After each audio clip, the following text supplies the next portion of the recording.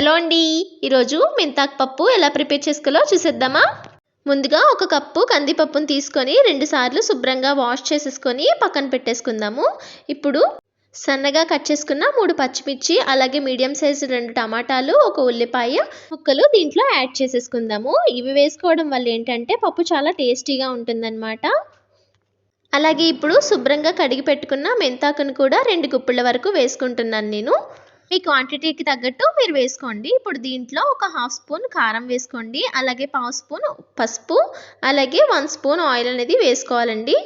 కారం తక్కువ వేసుకొని పచ్చిమిర్చి ఎక్కువ వేసుకుంటే టేస్ట్ బాగుంటుంది. అలాగే వాటర్ కూడా యాడ్ చేసేసుకొని మూత పెట్టి ఒక అరగంట సేపు పప్పుని నానబెట్టుకోవాలి. ఇలా చేయడం వల్ల ఏంటంటే పప్పు అనేది తొందరగా ఉడుకుతుంది. ఇప్పుడు అరగంట తర్వాత ఒక 3 విజిల్స్ వేయించుకుంటే పప్పు అనేది చక్కగా కుక్ అయిపోతుంది. చూడండి, చక్కగా మనకి రెడీ అయిపోయింది. ఇప్పుడు దీంట్లో కొంచెం రుచికి సరిపడా ఉప్పు వేసుకొని, అలాగే చింతపండు రసం కూడా యాడ్ చేసుకొని మిక్స్ చేసేసుకోండి. ఇప్పుడు పోపు పెట్టుకోండి. పోపు కోసం కొంచెం ఆయిల్ వేసుకొని, ఆయిల్ హీట్ అయిన తర్వాత పోపు సామాన్లు వేసుకొని మంచి కలర్ వచ్చేంత వరకు ఫ్రై చేసుకోవాలి. మీకు ఇందులో చింతపండు రసం నచ్చకపోతే మీరు నిమ్మకాయనైనా సరే వేసుకోవచ్చు, నిమ్మరసం కూడా. చూడండి, పోపు అనేది ఫ్రై అయిపోయిన తర్వాత మన పప్పును కూడా యాడ్ చేసేసుకోవాలి మొత్తం. అంతేనండి, ఎన్నో పోషకాలు ఉండే మెంతాకు పప్పు రెడీ అయిపోయింది.